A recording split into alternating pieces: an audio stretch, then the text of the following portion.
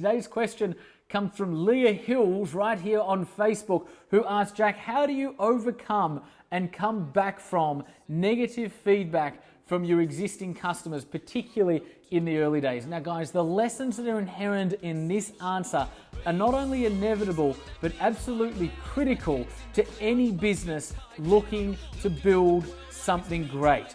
Often it is the criticism and the feedback that comes in intelligently and respectfully from those who have purchased our products that can inevitably guide and help build our products and service into something truly great.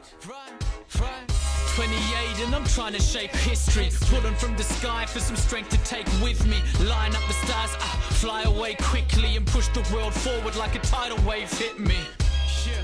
I ride the wave swiftly, I fear no man, check my titles mate quickly. Today's question comes from Leah Hills, who asks, how do you overcome the feedback and come back from this if a customer wasn't happy with your not yet perfect product or service to get the customer to buy in again? And Leah, this is a really, really good question, because almost every business owner will face this exact circumstance inevitably along their journey somewhere along the line. Now, let me say this. At the beginning of your journey, any sort of criticism or feedback will probably shake your entire being and rattle your entire world. And you'll sort of go into, inevitably, as we all have done once in the beginning of our own journey, oh my God, we're not good enough. Our product or our service is crap. People aren't getting it. We're never going to be successful. And we go in this sort of downward spiral around what criticism means. As you go through the journey, you sort of start to recognize that an inevitable byproduct of being out there in the world and having people love your stuff and buy your stuff, an inevitable byproduct, meaning you can't have one without the other, is that is often balanced with people who don't love it or people who do want to give feedback.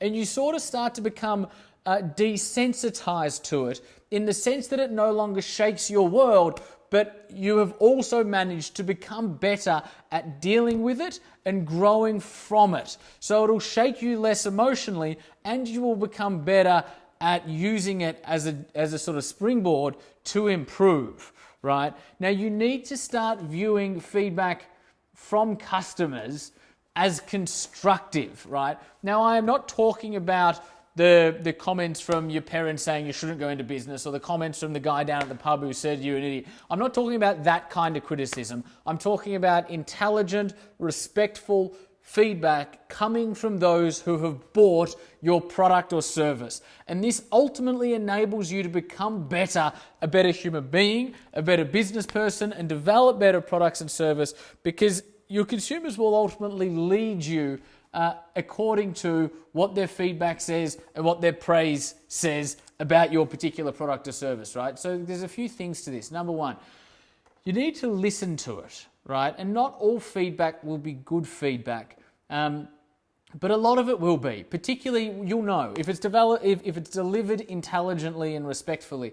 You'll be able to know, is this person truly coming from a place of adding to what we're doing, or are they just a little bit angry and a little bit pissed off and they're looking for something to blame, right? And so distinguish between the two. But if it is intelligent feedback, then truly, truly, truly listen to it. Step two is then implement the changes that make sense as a result of that feedback. If you are iterating, if you're building something and you recognize it's not yet perfect, and let me tell you this, it's not yet perfect, then your feedback from your customers is the exact ingredient that will bridge the gap between where you are and developing a better product, right? And so don't shy away from feedback. Don't shy away from this criticism. Take it, hear it, implement whatever makes sense in terms of innovating around your product and service. And then step number 3 is tell them, thank them, enable them to feel heard.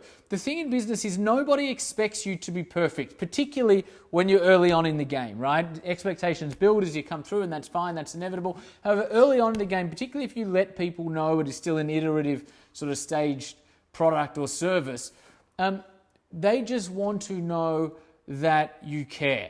They want to know that they have been heard.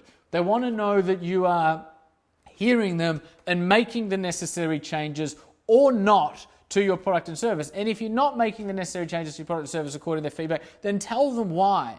But just engage in an honest, authentic, transparent conversation around thank you for your feedback, regardless of what it was.